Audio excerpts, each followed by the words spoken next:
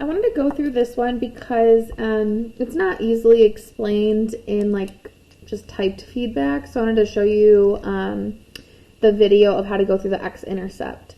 So this is like the only characteristic from an equation where we have to do some algebra to be able to solve for that. And so for all X-intercepts, we know that y is equal to 0. So it's always like number comma 0. And so if y is 0, we can use that to our advantage and plug in 0 for y. Once we do that, then we are just solving like we did in Unit 1, where we're trying to get x by itself. We're trying to isolate x. And so to do that, I have a couple options. I can either start by subtracting 4 from both sides, like working outside in, which is what I typically prefer. But I do know some people like to get rid of the fraction right away. And you can do that if you multiply everything by -3. So you get rid of, like you multiply this by -3, you multiply this by -3 to get rid of it, and then you multiply this by -3 as well.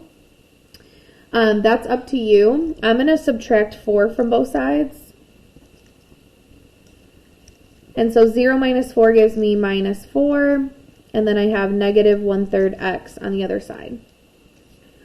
Once I get here, then again, I can either multiply by the reciprocal, which is -3, or I can divide both sides by -1/3. That's up to you. I'm going to multiply by -3 on both sides, because I think in the instruction video we divided by the fraction, so I want to show you this method. And so all I did was multiply by the flipped version, the reciprocal, and so -3 times -4 gives me +12. This and this cancel, and I'm left with x on this side.